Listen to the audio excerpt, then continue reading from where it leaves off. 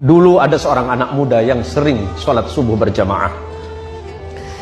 Anak muda ini setiap subuh berangkat ke masjid.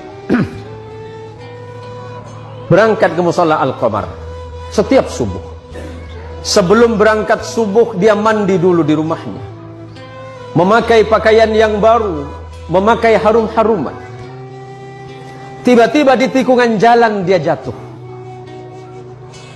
Jatuh di tikungan.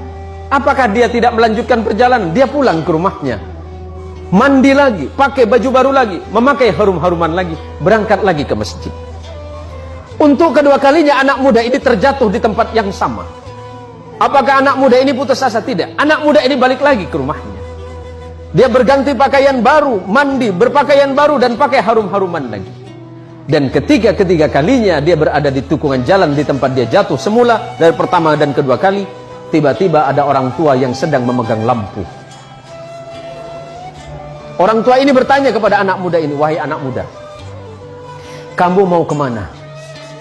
"Saya mau ke masjid, Pak. Saya mau sholat subuh." "Iya, dari tadi saya melihatmu dari jauh, engkau jatuh.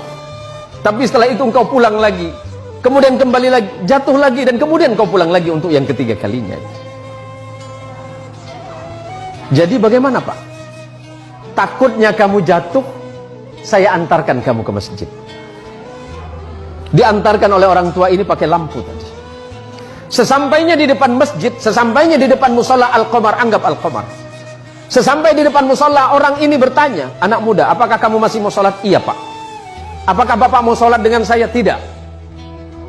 "Kenapa Bapak nggak mau sholat, cuma mengantarkan saya?" "Iya, karena memang tugas saya hanya ingin mengantarkanmu ke masjid ini."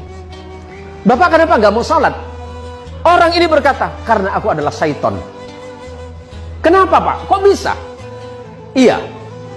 Hei anak muda, kamu tahu tidak yang menjatuhkanmu 1 kali dan 2 kali itu siapa? Itu saya." "Bapak siapa?" "Saya setan." "Tapi kenapa kalau memang Bapak setan masih mengantarkan saya ke masjid ini?" Apa jawaban setan? "Nak muda, ketika engkau tadi berangkat dari rumahmu dan aku jatuhkan di tikungan itu dengan harapan agar engkau tidak datang ke masjid, agar engkau tidak sholat berjamaah. Tapi ketika engkau pulang ke rumahmu, pada saat itu Allah mengampuni dosa kedua orang tuamu. Orang tuamu yang sedang berada di alam kubur, Allah ampunkan dosanya karena sebab engkau yang datang ke masjid. Yang kedua kalinya, ketika aku jatuhkan dengan harapan agar engkau tidak ke masjid, pada saat itu engkau kembali lagi, dan pada saat kembali itulah Allah mengampuni tetanggamu yang sedang tertidur pulas dalam keadaan tidak sholat." "Tapi kenapa Bapak seton?" Anggap Bapak setonnya. "Ada namanya mirip, Pak." "Ya kenapa Bapak mengantarkan saya ke masjid?" "Kalau seandainya aku menjatuhkanmu ketiga kalinya dan tidak mengantarkanmu ke masjid, maka niscaya orang satu kampungmu itu diampuni dosanya oleh Allah karena sebab perbuatanmu." Masya Allah,